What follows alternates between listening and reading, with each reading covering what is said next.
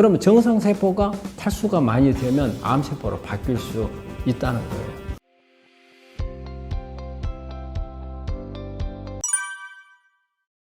그러니까 이제 사실 경제력이 있는 분들이 뭐 크게 그런 게 없는데, 경제력이 없는 분들인 경우에 또 얼마든지 방법은 있어요. 방법은 있어서 우리가 막 비싼 약만 써가지고서 해야 된다. 암은 엄청난 병이기 때문에 비싼 약을 써야 되고, 진짜 암을 치료하다 보면은 집안이 거들나고 이런 부분만 생각을 하는데, 그래서 포기를 해버린 환자들도 많아요. 근데 그건 아니에요. 암에 대한 정보를 잘 알면은 우리가 저렴하니 또 여러 가지 방법을, 이 방법을 비싼 걸 가지고 안 된다면 조금 더 저렴한 방법들, 또 자기 자신이 주위에서 쉽게 얻을 수 있는 이런 부분들을 가지고 최선을 다할 수 있는 부분들이 있거든요. 근데 그런 부분들을 환자들이 몰라서 그러는 거예요. 그래서 그런 부분들은 우리 환자분들이 와서 많은 상담을 하고 하다 보면은 거기에 맞춰서 할 수 있는 조언들을 얻을 수도 있고, 그것도 본인들이 여러 가지 사이트를 통해서 정보를 얻고, 그렇지만 너무 한쪽에 편중된 방향으로만 가지 않고 중심을 잡으면서, 그 중심을 본인들이 잘 모른다면 자문을 구하세요. 저희 같은 의사들이 얼마든지 여러분들한테 자문을 해주려고 준비를 하고 있어요. 마음도 열어놓고 있기 때문에 본인이 발품을 판다면은 많은 돈을 안 들이고 경제력을 가지고 나는 치료를 못한다? 이런 생각 안 하셔도 됩니다. 제가 이 물에 대해서 우리 암 환자들한테 아주 강조를 많이 하거든요. 사실 물이라고 하는 것은 우리 주변에서 가장 구하기가 쉽고 또 항상 없으면 안 되는 아주 중요한 그런 부분이잖아요. 근데 우리 생각보다 우리 암 환자분들이 물을 잘 안 마셔요. 저는 우리가 환자분들한테 물을 하루에 1.5에서 2리터 정도 물을 마시라고 하거든요. 그리고 그 물은 절대 우리가 밥 먹으면서 국 안에 들어있는 물, 그 다음에 어떤 녹즙을 먹는다? 녹즙 속에 들어있는 물, 그리고 식사를 막 하고 나서 먹는 물, 그거는 내가 마시는 물량이라고 치면 안 돼요. 이 먹은 음식이라든지 이걸 처리하기 위한 물일 뿐이에요. 그래서 실제적으로 물은 보통 1.5에서 2리터 정도를 우리가 빈속이었을 때 먹는 물량이고, 그 정도는 하루에 꼭 필요한 양이에요. 그런데 물이 그러면 왜 중요하느냐? 사실 우리가 환자들, 암 환자들이 이 세포 검사를 해봐요. 세포 검사를 하면은 탈수가 많이 돼 있어요. 우리 세포가 탈수가 되면은 어때요? 이게 세포가 쪼그라들어요. 그 다음에 제대로 기능을 못해요. 이런 세포가 암으로 잘 넘어갈 수가 있어요. 우리가 암 환자분들이 발생 연령이 약간은 어느 정도 50세, 60세 이 정도 돼야 암 발생이 많아지잖아요. 이러한 그렇게 발생이 어느 정도 연령이 있는 분들한테서 발생하는 원인 중에 하나가 세포 탈수도 영향을 줄 수가 있어요. 왜냐하면 세포가 일단은 물이 부족하게 되면 이 세포 안에 이 산화물이, 우리 세포 안에서 만들어지는 여러 가지 산화물들이 많거든요. 그럼 이게 노폐물이에요, 찌꺼기. 이런 부분들 바깥으로 빨리빨리 빼줘야 되는데 그게 뭘 통해서 나가야 돼요? 물을 통해서 나가야 돼요. 그런데 물이 별로 없어요. 물이 별로 없게 되면 이 안에 산화물이 만들어지는 산화물들이 찌꺼기가 쌓이고, 그러면 이 세포는 손상을 받을 수밖에 없죠. 그러면 대개 그 안에 있는 DNA, 유전자가 손상을 받는다면 변이가 일어날 거고, 그래서 이게 암세포가 많이 만들어지는 원인이 될 거고, 또 이런 부분들이 면역세포에서 또 탈수가 일어난다. 그럼 면역 기능이 떨어지는 거예요. 그럼 암세포가 생겨도 공격을 못 하는 거예요.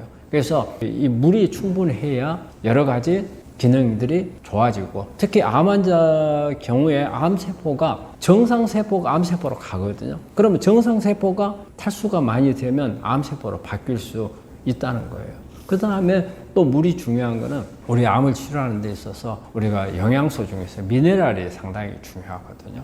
이 미네랄들이 산성이라든지 알칼리라든지 이런 부분도 조절을 해주고, 그리고 생리적인 반응이라든지 어떤 유전자 흐름이라든지 이런 것을 다 조절해 주는 게 미네랄이거든요. 그런데 미네랄이 몸 안에 들어올 수 있는 방법은 바로 뭐예요? 물을 통해서 들어와요.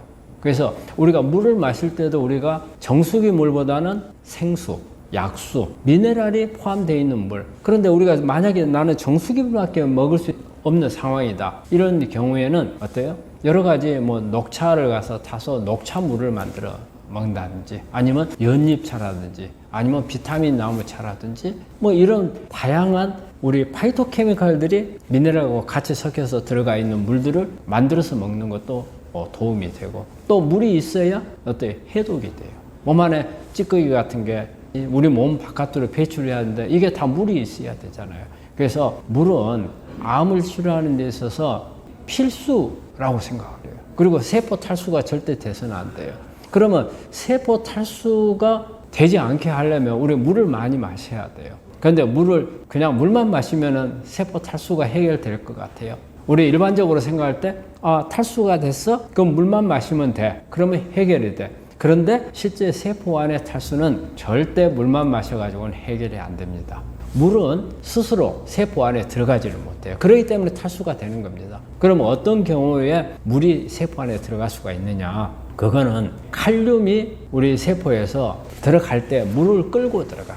소금기가 바깥으로 나오고 칼륨이 몸 안으로 들어가야 생리 반응을 좋게 하거든요. 그래서 우리 방송이나 이런 데 보면은 칼륨이 많은 음식을 먹으란 말이 많이 나오거든요. 바로 이 원리 때문에 그래요. 칼륨을 많이 먹으면 우리 몸에 알칼리를 만들어 주기도 하고요. 또 칼륨이 세포 안으로 들어가거든요. 이게 들어갈 때 물을 끌고 들어가요. 그래서 칼륨이 많은 음식을 많이 먹어야 돼요. 그러면 칼륨이 많은 음식은 되게 비트라든지 토마토라든지 고구마, 그 다음에 여러 가지 채소들이고요. 그래서 물을 마실 때 이런 부분들을 같이 겸해서 같이 섭취를 하면 탈수도 막을 수가 있고 그리고 여러 가지 해독 그리고 정상세포가 암세포로 바뀌는 것도 막아주고 그래서 저는 이런 말을 써요. 물만 가지고도 암을 치료할 수 있다. 저는 그런 말씀을 하거든요. 근데 우리 암 환자들이 생각보다 물을 안 드십니다. 물도 약이라고 생각하고 드셨으면 합니다.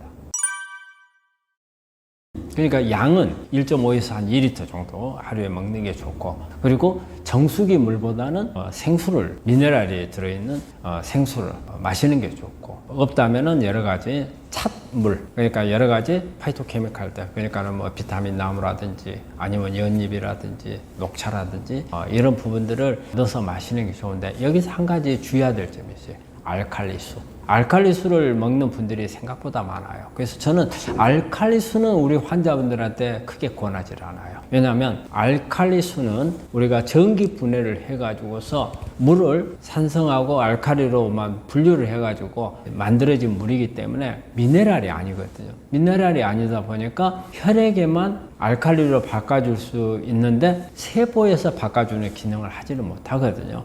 그래서 저는 알칼리수보다는 이렇게 미네랄을 가지고서 조절을 하고 또 미네랄 중에서도 세포 안에 물을 끌고 들어갈 수 있는 이런 물을 마시는 게 좋다고 생각을 합니다. 온도는 우리가 찬물을 마시면 시원스럽고 좋잖아요. 그런데 찬물은 따신 물하고 비교해서 우리 몸 안에 들어가서 열을 떨치죠.